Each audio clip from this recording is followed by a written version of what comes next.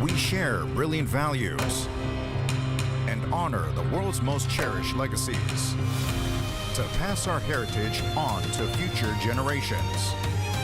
Busan invites you, the 48th session of UNESCO World Heritage Committee, July 2026, Busan, Korea.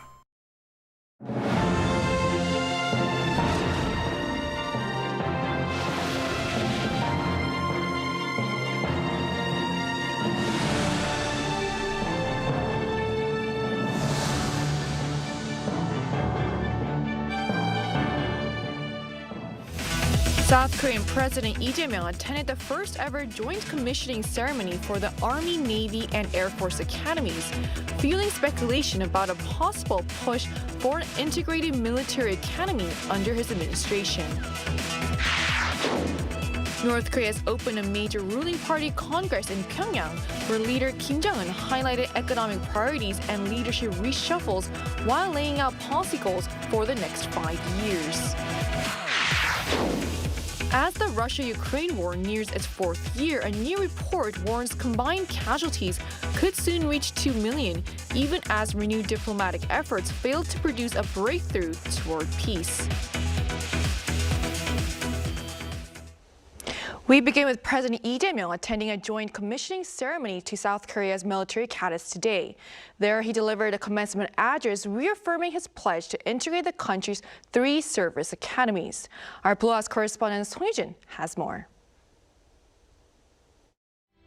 For the first time in nearly a decade, South Korea's Army, Naval, and Air Force academies held a joint commissioning ceremony on Friday.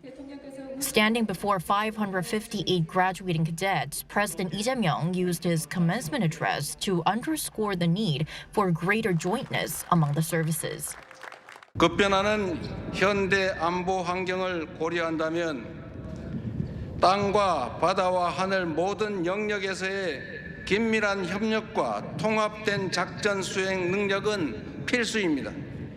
앞으로는 6회 공군 사관학교를 통합하여 미래 전장을 주도할 국방 인재를 더욱 체계적으로 양성할 것입니다. Integrating the 3 academies was one of President Lee's campaign pledges aimed at strengthening the military's ability to conduct joint operations. The move is also intended to reduce the concentration of influence among Army Academy graduates, especially after several Korea Military Academy trained officers were found to have played key roles in planning former President Yoon Suk-yeol's short-lived martial law declaration in 2024. The fact that this year's commissioning ceremony was held jointly for the first time since 2017 has fueled expectations that integration efforts could speed up. As Commander-in-Chief, President Lee touched on the importance of building a more advanced, self-reliant military, strengthening capabilities through cutting-edge technologies, and regaining wartime operational control from the United States. He further called on the newly commissioned officers to work to restore public trust, emphasizing that the military exists to serve and protect the people. 군의 지난 과오를 철저히 반성하고 전련하여 오로지 주권자인 국민만 바라보는 진정한 국민의 군대로 거듭납시다. His remarks come as part of ongoing efforts to rebuild public confidence following the military's deployment to the National Assembly during martial law, when troops were sent to block lawmakers from voting to lift the decree. 송유진, Arirang News.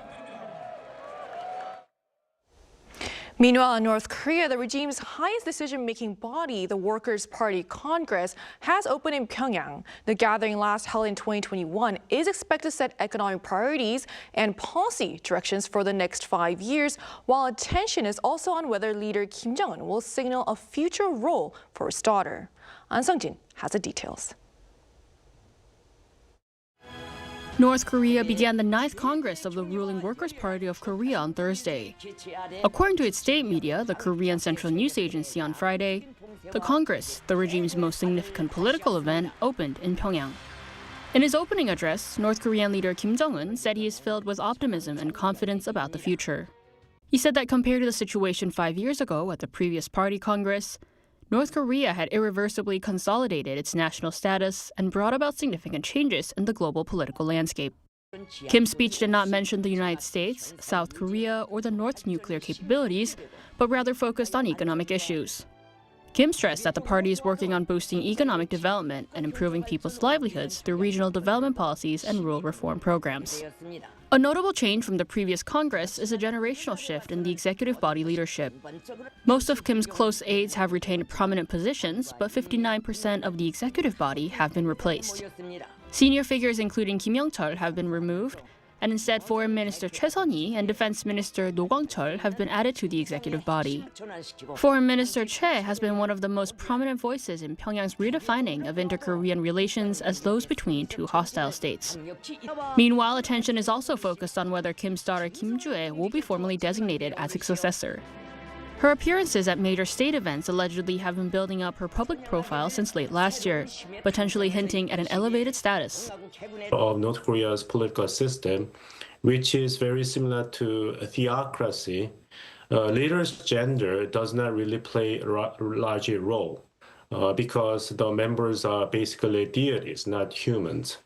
So it is totally up to what Supreme Leader Kim Jong-un is going to decide. The party Congress may clarify her future status within the regime. The Congress agenda includes reviewing the work of the party's Central Committee, revising party rules, and electing central leadership bodies. Around 5,000 delegates are attending the Congress, with 224 members from the central party bodies and 4,776 representatives elected from regional units. In North Korea, where the ruling party governs all state institutions, the Party Congress is the highest decision-making body and is expected to set domestic and foreign policy directions for the next 5 years. An Sung-jin, Arirang News.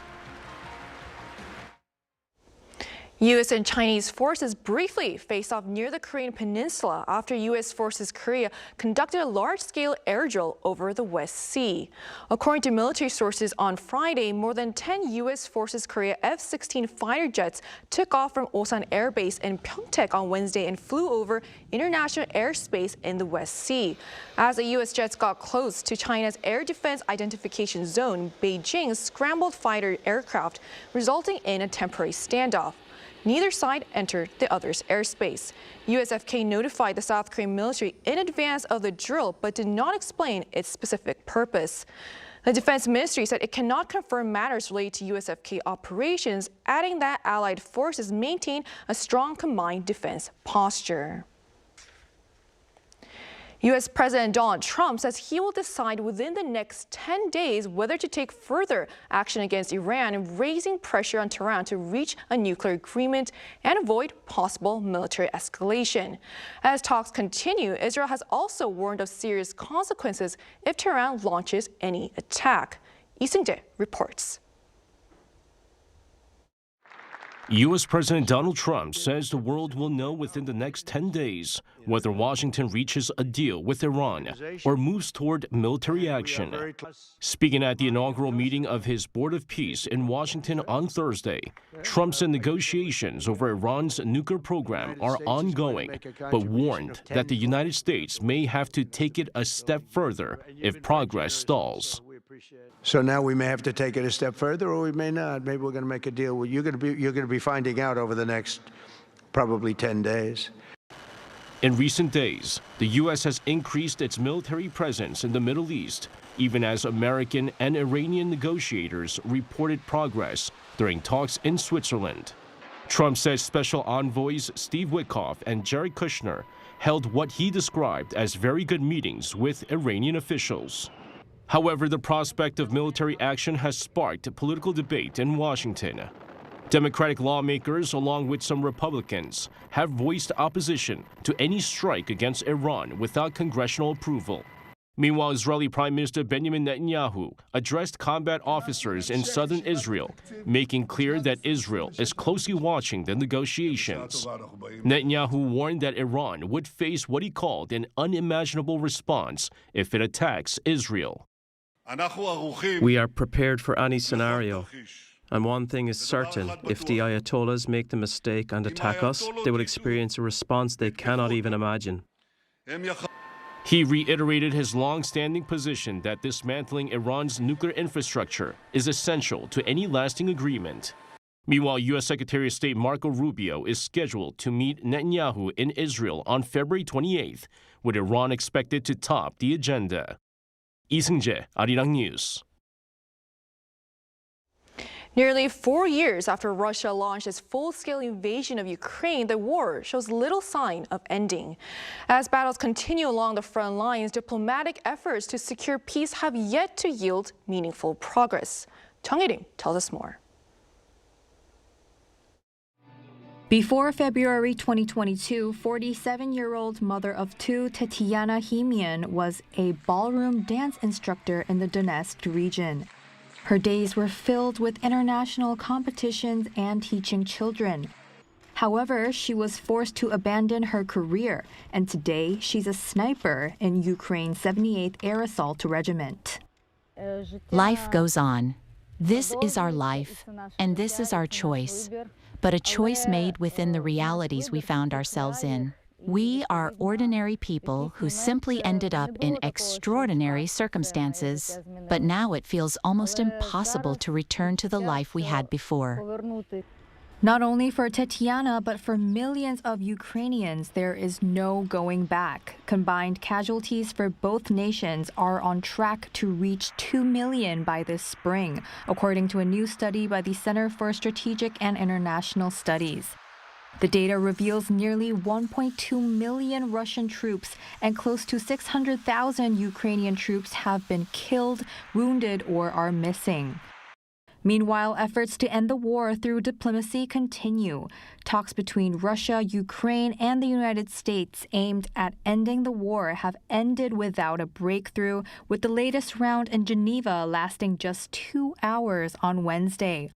Following a halt in U.S. war funding, the Trump administration has launched a diplomatic campaign to force both sides to the table. Parties, both sides agreed to update their respective leaders and to continue to work towards a peace deal together. So there will be another round of talks in the future, but I think the president views this entire situation as very unfair, not just for Russians and Ukrainians who have lost their lives, but also for the American people and the American taxpayer who were footing the bill for this war effort before. Washington is reportedly urging Ukraine to consider territorial concessions, including a possible demilitarized zone in the heavily fortified Donetsk region. But Kyiv warns that giving up land without firm security guarantees would allow Moscow time to regroup and launch another invasion. As the war approaches its 4th anniversary, Ukraine's future remains uncertain. With peace talks stalled and fighting ongoing, millions like Tetiana continue to live a reality shaped by war, with no clear return to the past. Chung Il-im, Arirang News.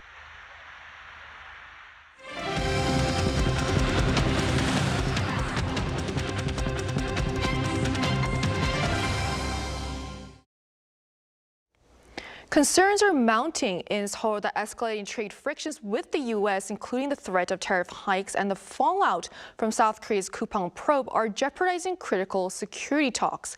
As trade pressures mount, the U.S. has yet to confirm the delegation of officials for those discussions. Oh Seung has more. Concerns are growing in Seoul that trade issues with the United States are slowing crucial security negotiations. Last November's Korea-US joint fact sheet tied together economic and security tracks, a $350 billion investment into the US, and follow-up talks on nuclear-powered submarines and broader nuclear cooperation, including uranium enrichment and spent fuel reprocessing. Security discussions were expected to begin early this year, with a US delegation to visit Seoul by early March. But President Donald Trump has since threatened to raise reciprocal tariffs on Korean exports from 15% to 25%, pushing Seoul to speed up legislation on implementing US investments. At the same time, tensions have widened to the digital sector, with e-commerce giant Kupang emerging as a flashpoint. Amid a probe into the US company by Korean authorities over its user data leak last year, the U.S. House Judiciary Committee has subpoenaed Kupang Korea's acting head Harold Rogers, with lawmakers accusing Korean authorities of targeted attacks. So this digital focus is pretty in line, frankly, with the Trump administration's earlier approach to grab a hold of all of these aspects to lean into this America First framing. That's the dynamic that kind of hoists up Trump's overarching trade agenda. And we can see that in this projection of a so-called American company facing discrimination from this foreign power. That's the framing that the Trump administration is leaning into and has far before this coupon controversy. Seoul officials say the coupon issue should be left out of formal government talks.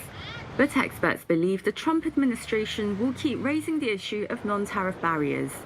That is something that Jameson Greer and Howard Lutnick and all of these different factions are on the same page about. There's an America First sort of covering through all of this that they're perceiving South Korea and their different trade negotiating partners with that is pretty consistent, while they do take pains to reiterate that the final decision is ultimately up to Trump. With pressure on the trade track, National Security Advisor Wee Sung-lak has expressed concern that the repercussions are spreading into the security side. In fact, US State Secretary Marco Rubio told Foreign Minister Cho Hyun that the mood in Washington is not good, appearing to hint that tariff issues must ease before security talks proceed. As of Thursday, the Foreign Ministry says the US has not confirmed members of its security delegation. For now, Seoul has sent a working-level trade team to Washington this week. Internally, the government last week launched a temporary task force to coordinate US investment matters and tariff negotiations as Parliament works to pass the US investment bill by early March. Oh Soo-young, Arirang News. Turning to arts and culture, renowned composer Kim Soo-chul is now turning sound into color, unveiling a new artistic language through painting. Our Cho Young-eun takes us inside his latest exhibition. A vast black and white canvas captures the imagined sounds on distant planets.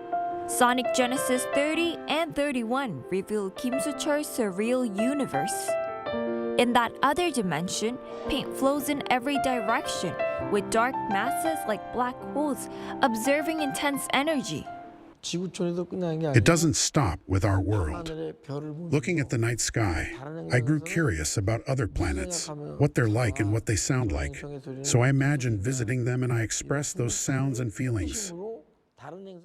On textured blue backgrounds, bold red circles burst outward, as if sound itself is vibrating through paints.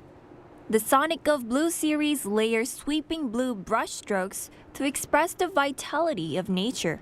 His paintings span a spectrum from the sound of buds sprouting to emotions like sorrow and joy, and the metallic tones of distant planets. I listened to conversations, the sounds of the world, distant sadness and joy, the sounds of dreams, and the living sounds of nature. And I painted the feelings of what I heard. Nicknamed the Little Giant, Kim has shaped Korea's music scene for nearly half a century, from pop to traditional Korean music or kugak. His curiosity about the roots of Korean sound eventually led to his dedication to Korean music. He served as music director for 1986 Asian Games, the 1988 Summer Olympics, and the 2002 FIFA World Cup, bringing the spirit of Korean sound to global audiences. We're working to make our traditional sounds more accessible to modern people, to bring Korean traditional music closer to everyday life and popularize it. We will continue modernizing and integrating our traditional sounds into daily life. Kim continues to redefine artistic expression, now expanding his practice through sound paintings. Kim Soo-chul's Colors of Sound exhibition runs through March at Seoul Art Center. Cho Young-eun, Arirang News. A new girl duo blending traditional Korean elements with modern music made its debut just a month ago, bringing a fresh new sound to K-pop. Produced by JYP Entertainment, one of Korea's biggest agencies, the group is already drawing global attention. Our culture correspondent Park Gun-woo sat down with them.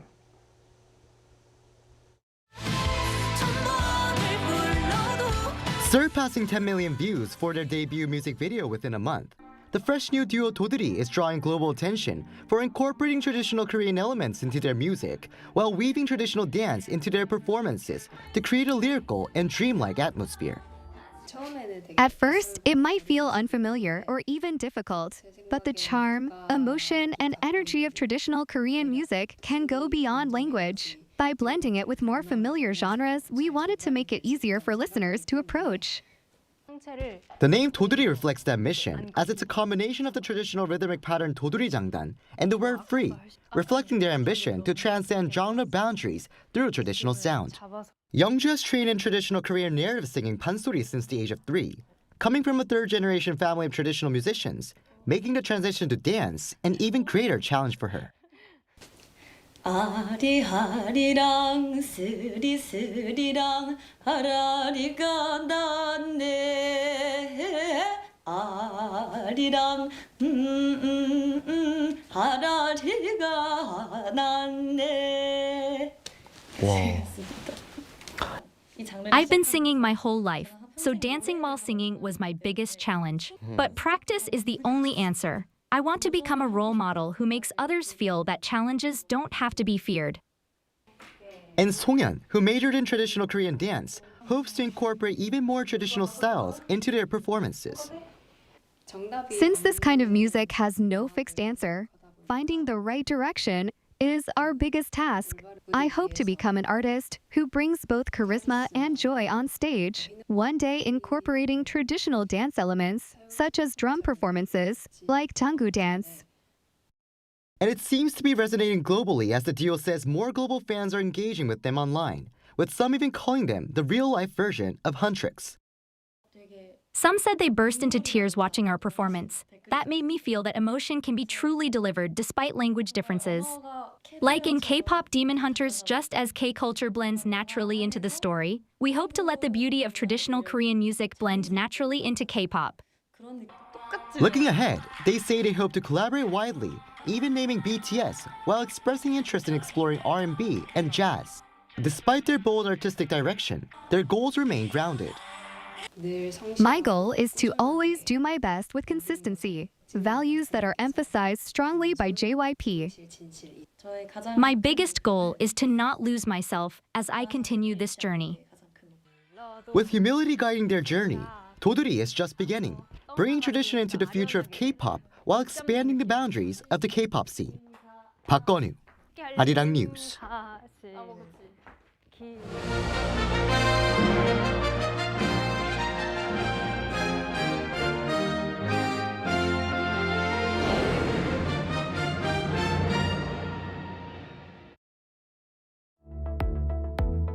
Hello and welcome. I am your AI sports correspondent, Arirang. This section features AI-generated content and scripts, bringing you the latest news from the Olympic Winter Games Milano Cortina 2026. Here are our top stories.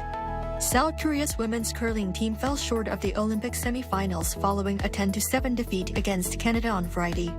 Despite 3 points in the third end and 2 points in the ninth, the squad could not overcome Canada's 4-point haul in the sixth end. This result left South Korea with a 5-4 record, placing the team fifth in the overall round-robin standings.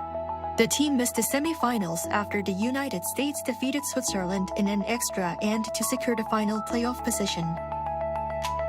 South Korean figure skaters Lee Hae-in and Shin-ja recorded their highest scores of the season during the women's single free skate on Friday at the Milano Ice Skating Arena. Lee Hae-in earned a total of 210.56 points, surpassing her previous seasonal high by around 8 points. Shin-ja posted a personal best free skate score of 141.02 points, resulting in a combined total of 206.68 points. Despite a fall during a triple loop, Shin successfully concluded her debut Olympic performance and said she is now focused on the 2030 Winter Games. South Korean skiers Kim Da-eun and Lee So-young have failed to advance to the freestyle ski women's half-pipe final. Kim finished 20th out of 21 competitors on Friday morning Korean time with a top score of 41.50 points, while Lee So-young, making her Olympic debut, placed 21st with 29.25 points. Both athletes missed the 12th ski cut-off required for the medal round. Zoe Atkin of Great Britain led the qualification fields with a score of 91.5 points. The Milano Cortina Winter Olympics will conclude this Sunday in Verona, with a ceremony designed to highlight environmental conservation and animal protection. The production at the Verona Arena features a water drop stage to symbolize climate change awareness and replaces fireworks with a light show to avoid disturbing local wildlife. During the event, Italy will officially hand over the Olympic flag to France, the host of the 2030 Games. This sustainable finale concludes the Winter Games. The ancient Roman amphitheater will also host the Paralympic opening ceremony in March. Before we head out, let's look ahead. Appearing now on your screen are the current medal standings and the upcoming schedule for the Olympic Winter Games Milano Cortina 2026.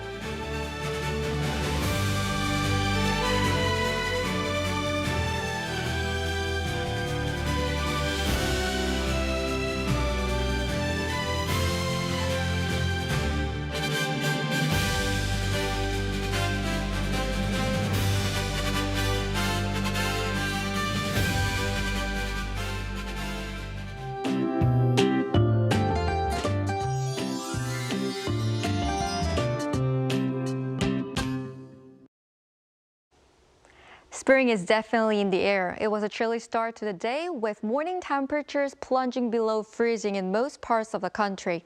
However, under warm sunshine, temperatures rose quickly in the afternoon. In Seoul, daytime temperatures reached as high as 13 degrees Celsius, Cheongju 15 degrees, Kimcheon at 17 degrees. That's about 2 to 8 degrees warmer than usual for this time of year. It gets even milder tomorrow. Seoul will start at 5 degrees and warm up to 7 degrees in the afternoon, about 7 degrees above average.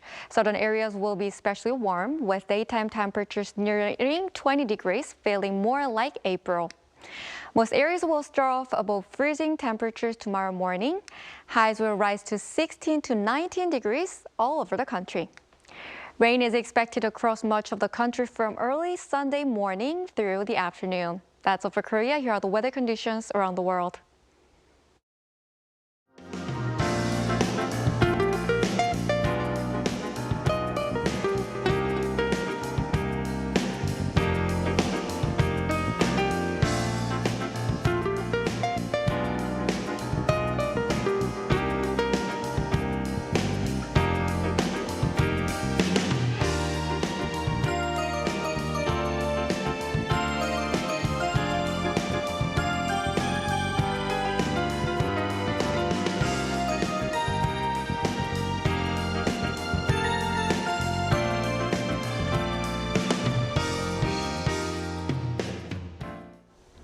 That's all for now. Thank you for watching. Stay with us for a panel discussion coming up next on travel trends in South Korea.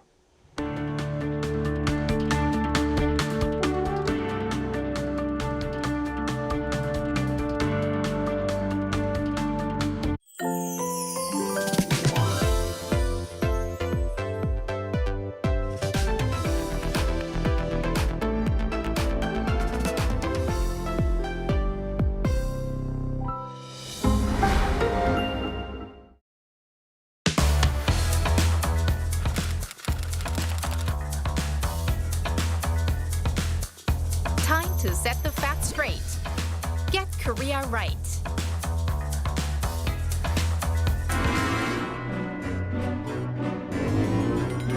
안녕하세요. 저는 인도네시아에서 온 방과회원 무티아라 하이라니입니다.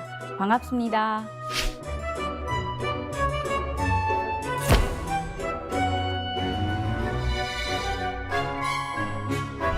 인도네시아에 왔을 때 한국 드라마를 즐겨봤어요.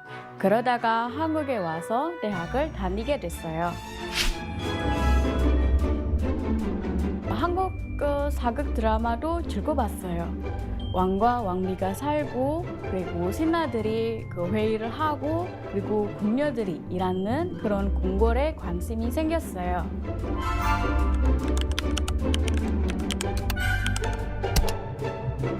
제가 제일 좋아하는 궁은 경복궁입니다. 그런데 AI한테 경복궁 그림을 보여달라고 했더니 그 엉뚱한 그림을 보였다는 제보가 있었어요. 예를 들면 궁 앞에 강이 있고 나룻배가 있다든지 산 꼭대기에 있다든지 이런 오해들.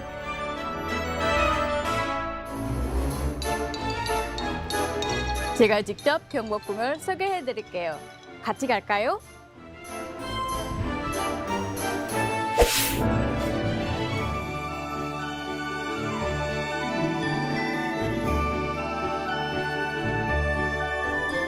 경복궁은 대한민국 역사와 문화의 중심지로 여겨져요.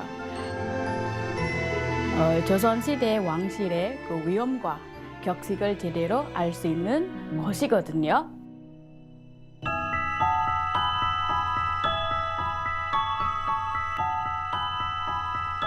또 경복궁은 외국인 관광객이 많이 방문하는 그 서울의 랜드마크 중 하나입니다.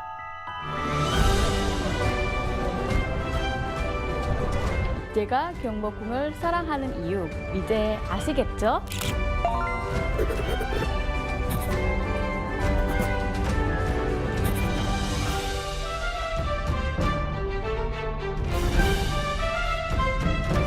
한국에 대한 잘못된 정보를 바로 찾는 일, 여러분도 함께 해주세요.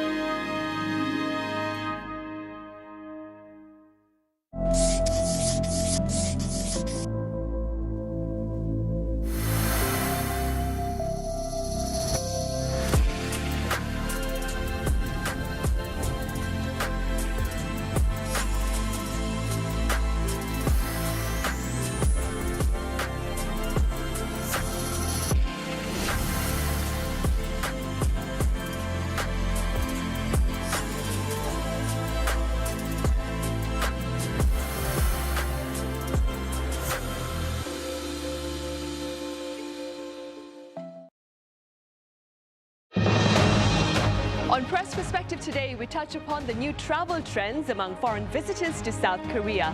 Do stay with us.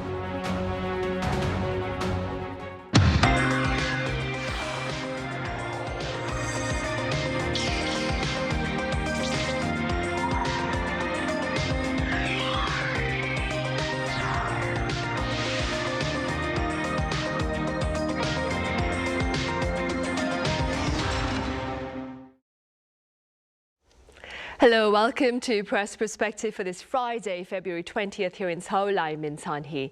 Today, we talk about tourism here in South Korea as growing interest in its culture leads to greater numbers of inbound travelers. For more, I have Celia Fioretti with French Daily Le Croix here in the studio. Celia, welcome back. Hope you had a great Lunar New Year holiday. A wonderful one, and you? I had a good one. I love the fact that we get to celebrate the New Year twice. And over in Busan, I have Chris Tarp, a contributing writer for British Daily The Telegraph. Chris, it's lovely to have you with us. Great to be back as always. Thank you. Lovely. We shall start here in the studio. Celia, let's start off then with details regarding the outbound travel by South Koreans and the inbound travel by foreigners during this week's Lunar New Year holiday. Yeah, during this week, we have seen a strong momentum of both outbound and inbound by South Korean and inbound from Chinese tourists mostly. On the inbound side, Seoul is one of the most popular destinations this year, especially for Chinese tourists during the Chinese 9-day Golden Week. Market suggests that it's around 250,000 tourists came to South Korea over the holiday period. It's an increase of 52% for the Chinese tourists alone compared to last year. And travel platform also shared that Seoul is ranking first among destinations, topping Hong Kong or Macau in the region.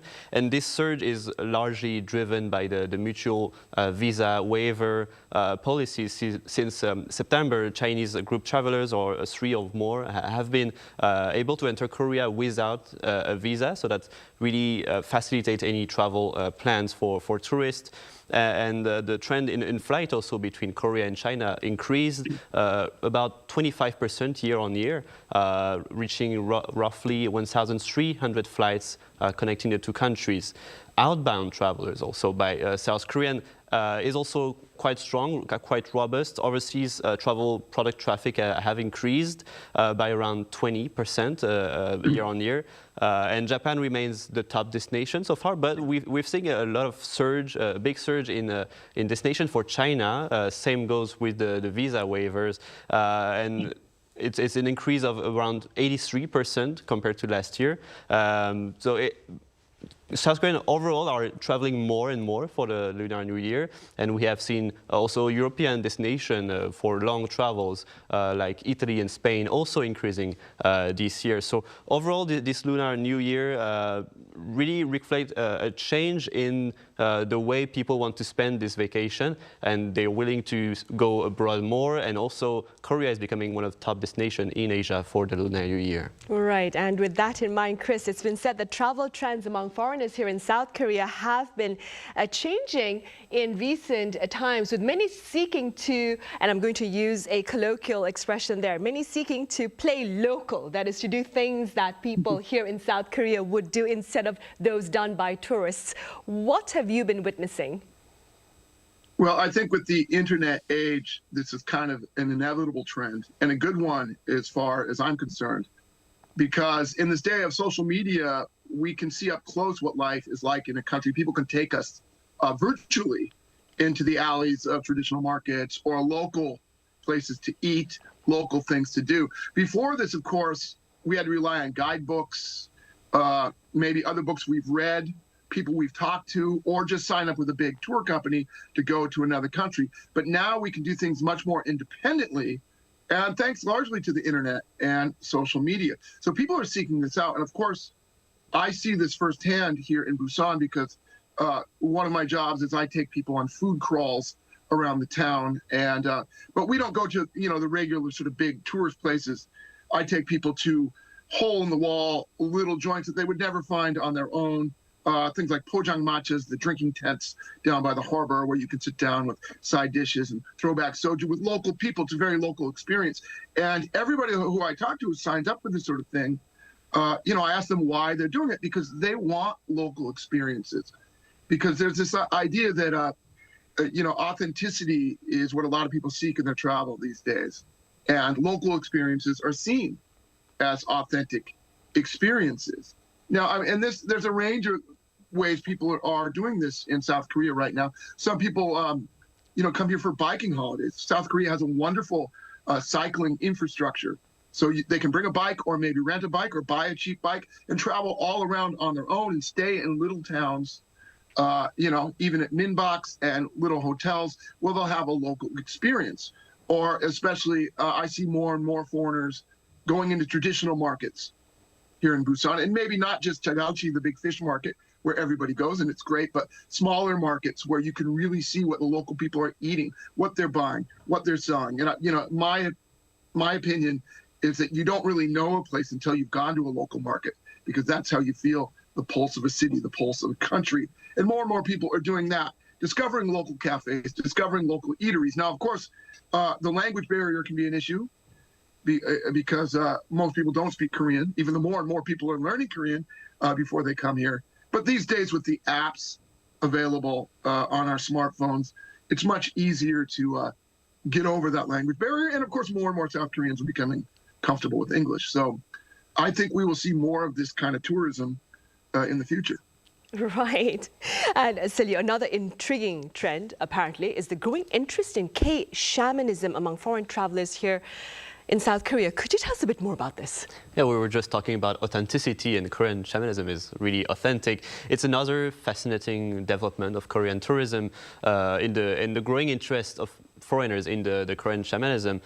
Traditionally, tourists come to South Korea for the food, for everything related to K-pop, or even sometimes plastic surgery. But now some are explicitly saying they come to get their fortunes told, and they practice like Saju, the astrology based on the date of birth and the time, and it's increasingly seen not as a superstition, but as a sort of form of mental care, or knowing yourself, learning about your history more, and especially for young travel and millennial and Gen Z travelers. Online services are also available now these days to read your fortune online, and especially it's popular because it's accessible in English. And as Chris mentioned, sometimes the language barrier can be strong because people don't always speak Korean, or the fortune tellers don't speak English. But there's more and more places that specifically target tourists now, offering services in English, online or offline too, and beyond also just the pure consultation, there's also a rise in spiritual tours. For example, guided visit to shamanic sites in the mountains, everything tied to spirituality, rituals, and you see people learning about it, having a guided experience, showing like a painting or a place where people practice ritual, or even crafting some object related to that. And it's also the trend we see also these days in K-drama, even we can mention the K-pop Demon Hunters, that was a big hit abroad, touch a little bit upon that spirituality sphere in Korea, and people are really attracted and curious about it. So we're really seeing now an increase, but also even for Korean themselves, there seems to be a bit more interest into that. So it will be interesting to see the development of that trend. Right, definitely. I wouldn't mind taking a tour of the spiritual tour, you said. Chris, also as part of playing local, young foreign travelers are known to head to South Korean convenience stores. And related findings by one convenience store chain lists the popular items depending on which countries the visitors are from. What are your takeaways, Chris? This is really fascinating. Now, of course, I can speak from my own experience when I first came to South Korea. The convenience stores were kind of a wonderland for me, because they're very different than what we have in the States, with all sorts of different products. And of course, over the years, they've just gotten better and better. Now, this trend first happened perhaps in Japan, where Westerners would be hypnotized by the magic of the Japanese convenience store. And Korea has sort of taken the mantle now of what that means. So, yeah, this particular chain released data corresponding to visitors from each country of what they were buying. And so I'm just going to kind of go through what the takeaways are here. And first of all, they talked about the Chinese visitors. Chinese visitors, like all visitors, were big fans of banana milk. Banana milk is the biggest seller for all four countries that they included the data for. But that was number 1 for the Chinese. Strawberry milk was number 2. Also, the Peace -1 highball drink, which is an alcoholic beverage, which I know in Western countries you don't really get them, maybe in China, but highballs have become kind of a popular way to have a bit of alcohol in a flavorful way. Big ice cups are a big seller, especially I'm sure in the summer. You can get all sorts of things to drink and put them in a big ice cup, or just suck on the ice. And also latte ice is water. Water is always going to sell because people need water, and especially when the weather, of course, is hot and humid in the Korean summer. Next up was the USA. USA, number 1 was banana milk. Number 2, again, was a kind of water, a brand of water. Number 3 was the bulgogi gimbap. Now, this is interesting because gimbap has become known and popular among stands of K-pop and, of course, all sorts of Korean content. They see gimbap being eaten in the dramas and the shows and the movies. So you go to a convenience store, maybe the first thing you do is buy some gimbap. Coca-Cola, unsurprisingly, is popular with Americans, as is the big ice cup. The Japanese are really into these yogurt snacks. It's a cereal and yogurt snack. The Taiwanese across the board love these protein drinks. chocolate, pistachio, and strawberry. Evidently, these were fueled by online influencers, travel influencers talking about going to South Korea in Taiwan, and they recommended these drinks, and the Taiwanese are buying those by the liters. And for alcohol, highballs are winning with the Chinese, the Japanese, and the Taiwanese. And Americans like cold beer, especially cold cans of Korean beer, which are available everywhere. Right. Banana So milk. Banana milk was a favorite of mine when I was growing up. Chris, with regard to the Southern port city of Busan, apparently the city saw a record number of foreign visitors last year. What more can you tell us about this particular reality, including its reasons and its broader implications? Yeah, this is interesting and very good news for Busan tourism, of course. It was Busan's biggest year with 3.6 million tourists, which for Busan is a banner year. It's never happened before. I think 2016 was the last time we had anything close, and it was like a million less than that. This is up 24.4% from the last year. So that's a massive increase. By nationality, Taiwanese were the most, followed by Chinese, Japanese, and Americans. And about 1 in 5, they say, I'm crunching numbers here, but these are important. 1 in 5 tourists that came to Korea came to Busan. And even though that's only 20%, that's still a big jump because a lot of people just come to Seoul and they might go to 1 or 2 other places. But Seoul still gets the lion's share of visitors. Fair play. It's the big city. Half the population lives there. But it's good news that people are moving beyond just Seoul and discovering more of Korea. Busan is obviously one of the biggest choices to do. Following that, maybe Gyeongju, of course, and places like Soo-chul and Jeju Island. So this has brought a lot of money into the economy. 1.531 trillion won came into the economy here in Busan. And so the Busan government hopes to increase this to 5 million visitors by 2028. And we're seeing a lot more mainland Chinese visitors. Taiwanese come to Korea in droves. They love South Korea. It's a very popular destination. But now, with tensions between Japan and China reaching kind of a fever pitch right now, a lot of Chinese are tilting towards South Korea as a tourist destination. So I think we can expect a big rise in tourism in both the country and here in Busan. And also given the BTS World Tour scheduled in June, I think maybe there'll be a concert here in the port city. So things are looking pretty rosy down south for tourism. Right. And with regard to Busan, Celia, you were recently there for a history tour. Tell us a bit about that.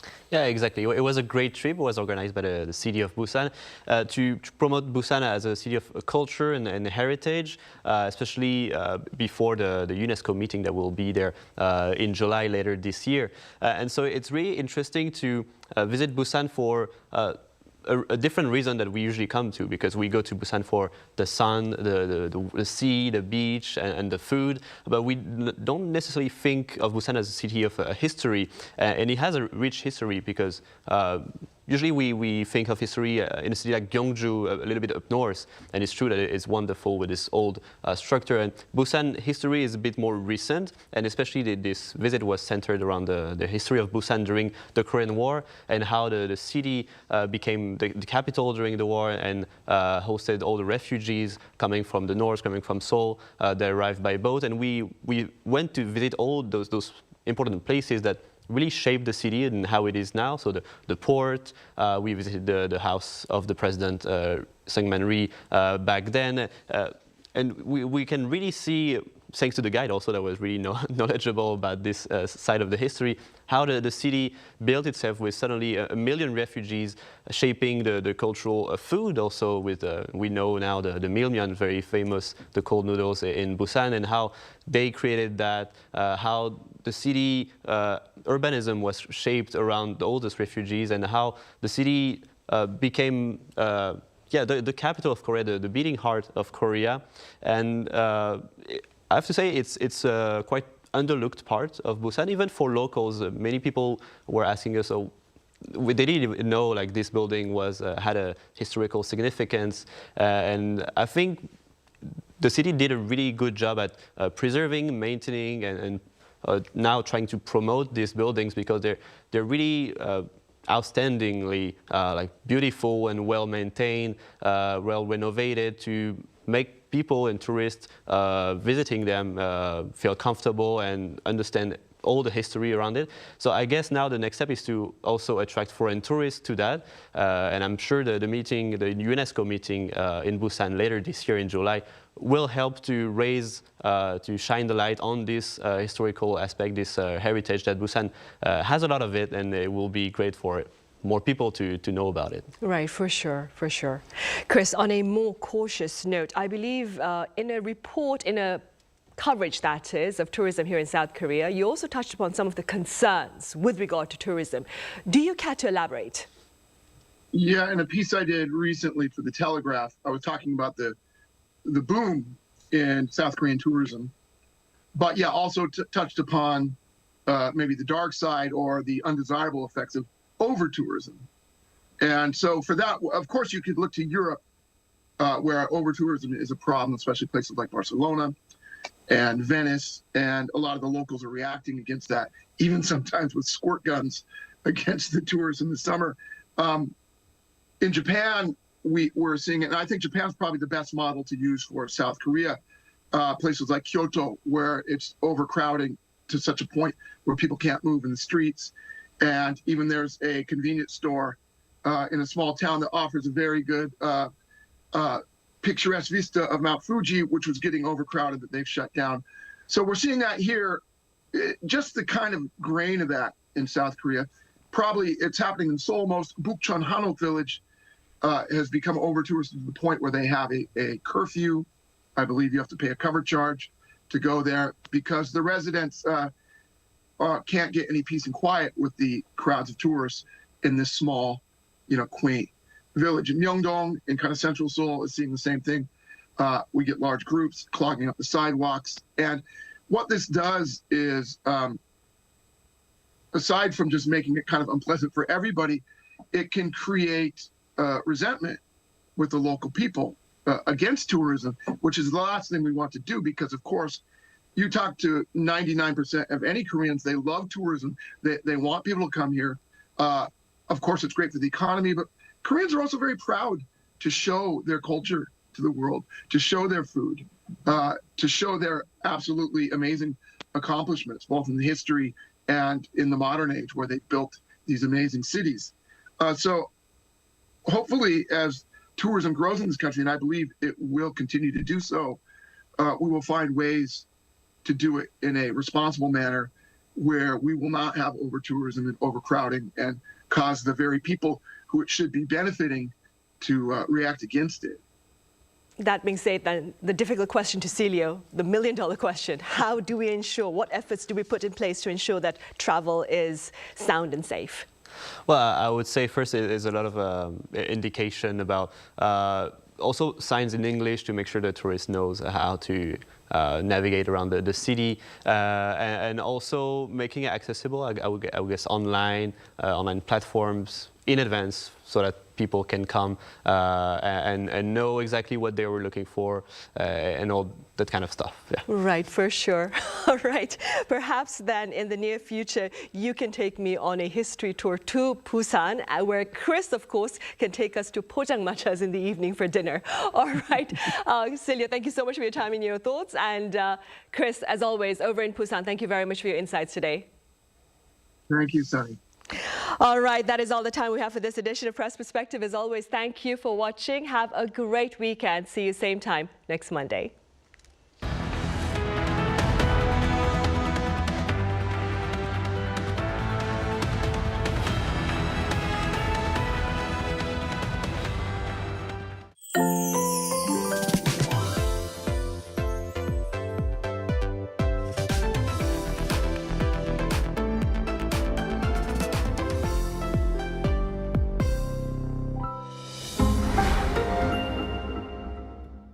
How to survive in Korea. Workplace. Step 1. Lunchtime. The most important morning routine is to check today's menu. Food is essential for survival.